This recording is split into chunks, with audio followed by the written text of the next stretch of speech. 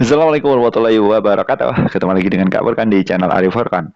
Seperti biasa Bapak Ibu ya, Kak Furkan akan berbagi informasi seputar P3K, tenaga honorer tentunya yang up to date di channelnya Kak Furkan tentunya ya.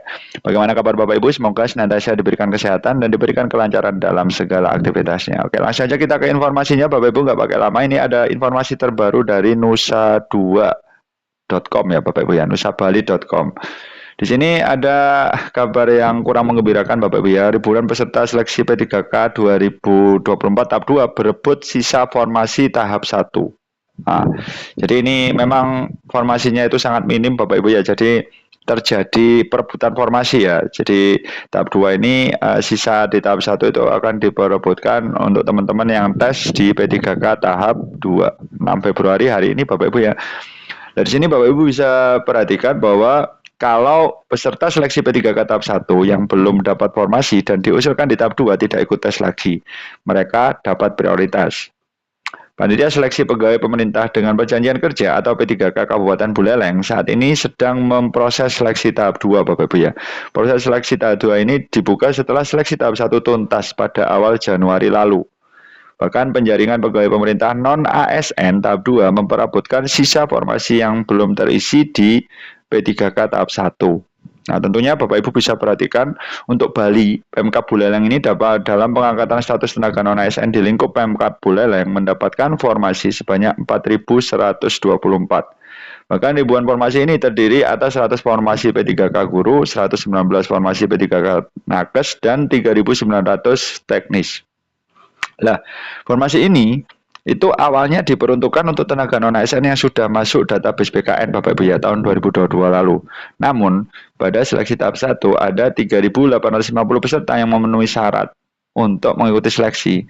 Dari hasil seleksi di akhir tahun 2024 lalu yang dinyatakan lolos dan mengisi formasi itu 3.500.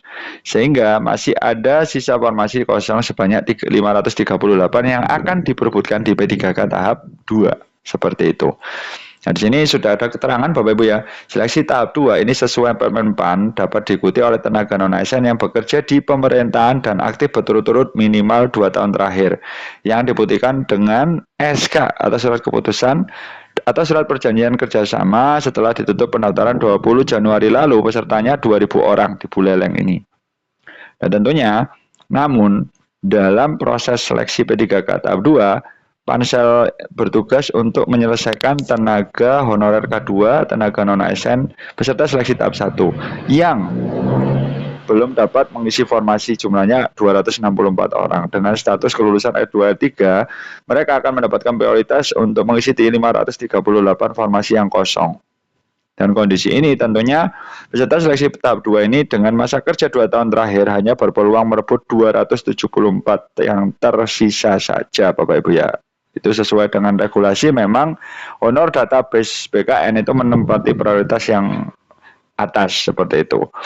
Kalau yang peserta seleksi tahap 1 belum dapat formasi dan diusulkan di tahap 2 tidak ikut tes lagi, mereka dapat prioritas. Nah, sementara itu, dalam proses seleksi P3K non-ASN, Suyasa menegaskan BKN tidak memperbolehkan memindah formasi Bapak Ibu ya, dari organisasi perangkat desa 1 ke OPD yang dengan lingkup Pemkab Buleleng. Yang dimungkinkan adalah mengarahkan peserta yang belum bisa menepati formasi 264 orang itu dipindahkan ke OPD lain yang ada formasinya. Bahkan tahapan seleksi P3K tahap 2 serupa dengan tahap 1 ya Bapak Ibu ya. Setelah seleksi administrasi akan mengikuti tes kompetensi ya, kira-kira bulan April ya Bapak Ibu ya, untuk pemberkasan yang diusulkan NIP PPPK seperti itu.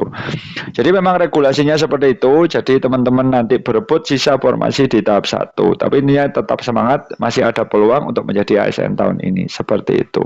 Mungkin seperti itu dulu informasi dari Kak Furkan, mudah-mudahan bermanfaat. Wassalamualaikum warahmatullahi wabarakatuh.